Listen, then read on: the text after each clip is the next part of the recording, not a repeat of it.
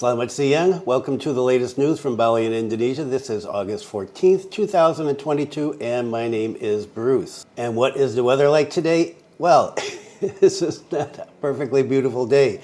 We had some drizzles this morning, and the weather right now is, well, it's still overcast and cloudy, but it has stopped drizzling. The temperature is 30.3 degrees Celsius here in Buleleng, and the humidity is 74%. Wind speed is 16.4 kilometers per hour.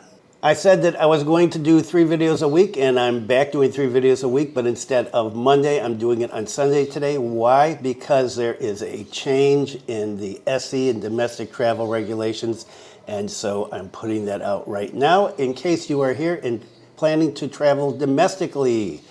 And we will get into that in just a minute. And there's another story. Police said they will shoot people that are engaging in nefarious activities and won't quit in the Legian Kuta area. And we'll get to that.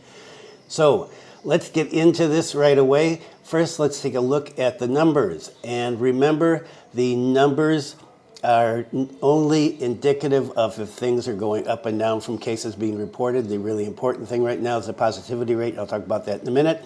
National new cases, 6,091. National recoveries, 5,226. National deaths, 18. Bali new cases, 148. Bali recoveries, 144. Bali deaths, 5. Positivity rate is 10.05% today.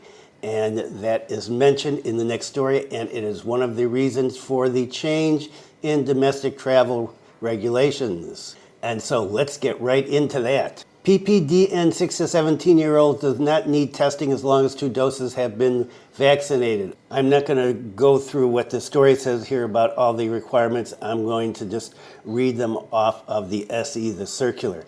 The circular came out Friday night. I found it yesterday online, and well, I was going to do it yesterday, but I decided just to do it today. And so we're going to go over all that. One important thing from the story is that Pak Wiku from the COVID-19 Handling Task Force asked all regional heads to again promote disciplinary supervision of health protocols, especially in public places and residential areas. The request for supervision is due to the fact that the positivity rate in Indonesia has doubled in the last few weeks.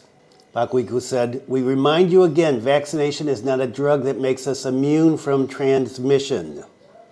And this can be seen from data from the COVID-19 task force that the 5 regions that contributed the highest number of cases, Jakarta, Java, Banten, East Java, and Bali, have booster vaccinations that are at or above the national average. Pak Wiku said a layered protection is needed as a complement, namely clean and healthy living behavior. It is hoped that it will become a culture that cannot be separated from people's daily lives. Okay, let's hope so. Let's live a clean and healthy life. Okay, let's look at the new SE. Surat Idara number 23 for 2022 about domestic travel regulations. Everyone who travels by private or public vehicle is responsible for his or her own health and is subject to and complies with the applicable terms and conditions. Every domestic traveler, that's PPDN, and I'm going to use that instead of domestic traveler when I'm talking about this, has to use the Peduli Lindungi app as a condition for travel. And of course, if you've come in recently, and I just talked to David, who came by to visit. Thanks, David. It was so nice to meet you. And thanks for the book. And, well, Zoe, double thanks you for the gift. David said nobody asked him about the PL app. And, of course, that is what most people are saying.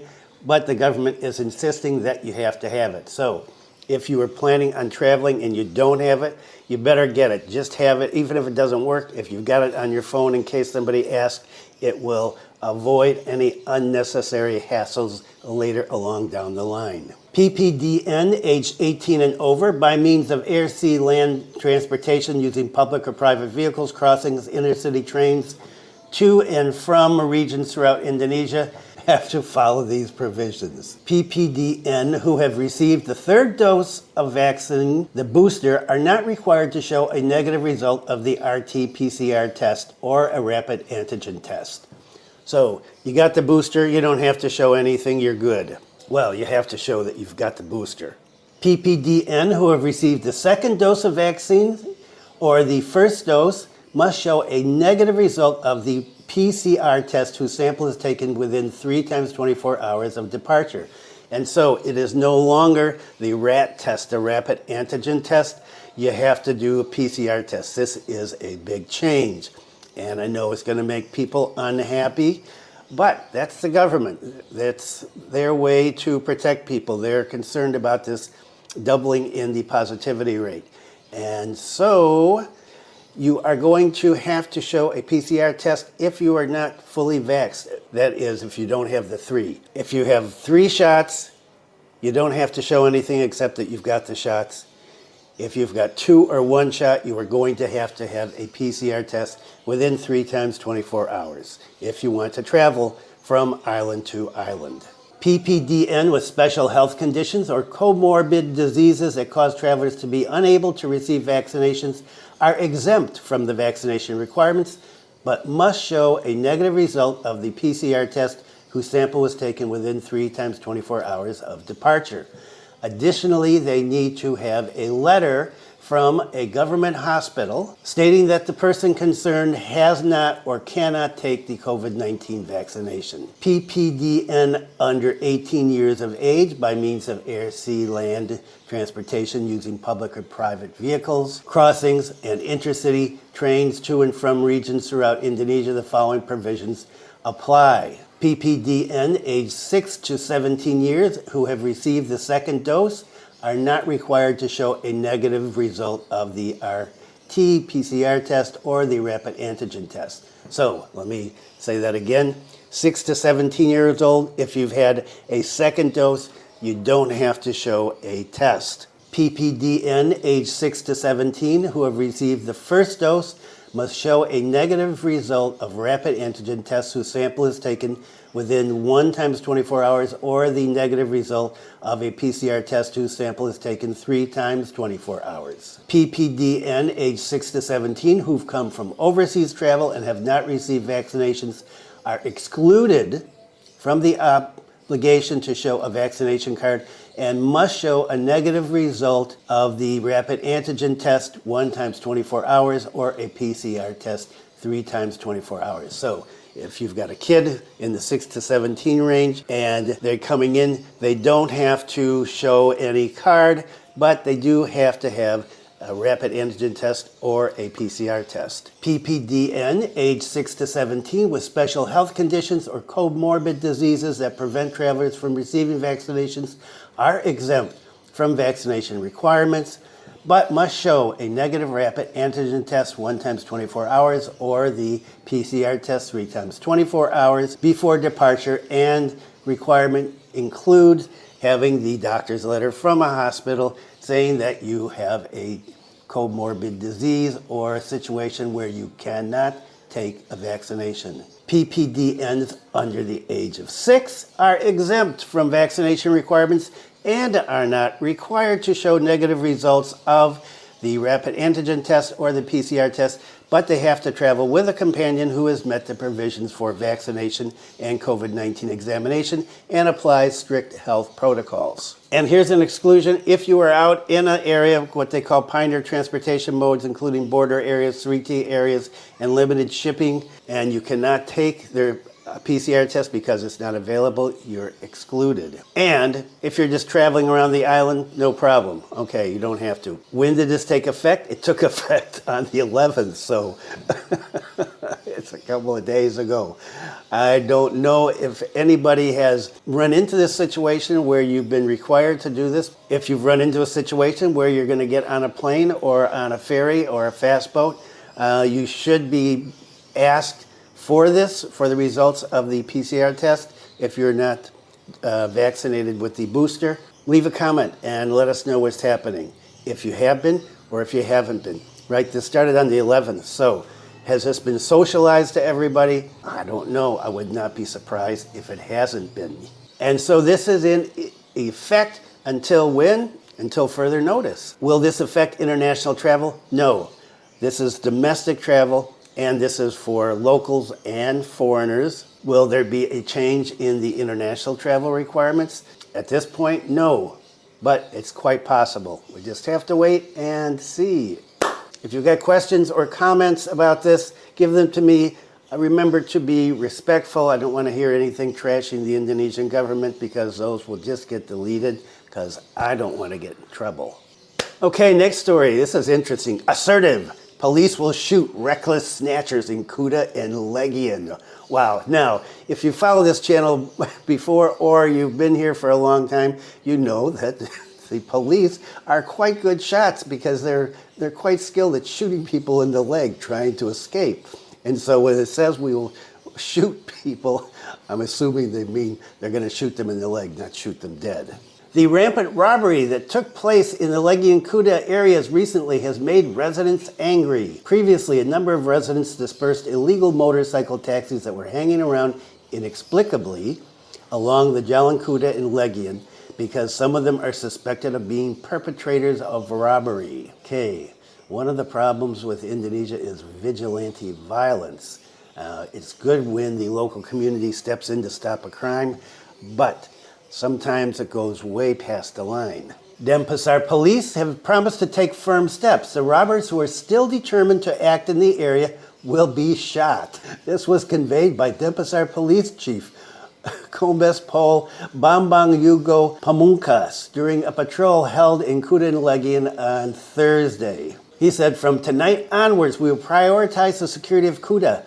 I always, as the police chief, will always be present with all of you. We will provide measurable, decisive action for those who are still reckless. Please try." Whoa, okay, sounds like the Old West. According to him, the police will continue to carry out routine patrols along the tourist village areas. Patrols are carried out to reduce the number of mugging cases which lately have been happening to foreigners.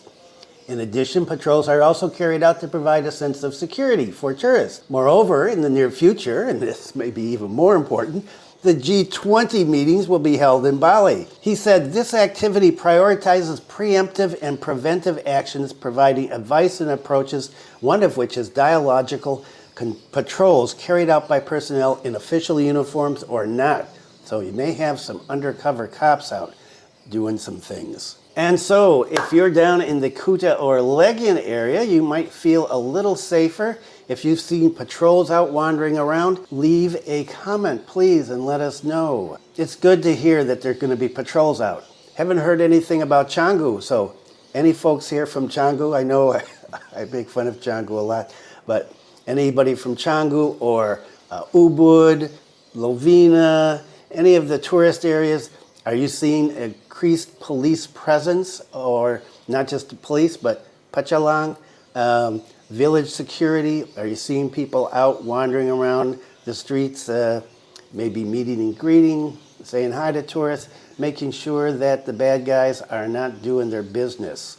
So the police are getting tough. And I mentioned rain, right? We had some rain today, and here's some weather in Buleleng, and this is, not good news for some people in Buleleng. Dozens of villages in Buleleng are prone to drought. This is what BPBD says. BPBD is the Buleleng Regional Disaster Management Agency, and they've begun mapping out villages that are prone to drought. And this has been because for the last couple of months, we haven't had any rain up here. And so some villages are experiencing water shortages. From the results of the Buleleng BPBD mapping, there are 19 villages that have been targeted as being potentially susceptible to drought conditions. These villages are in the highlands for the most part. Residents have difficulty accessing clean water because the water debit has also decreased. In the Banjar district, there are 6 villages. In the Tejakula district, there is Tembok,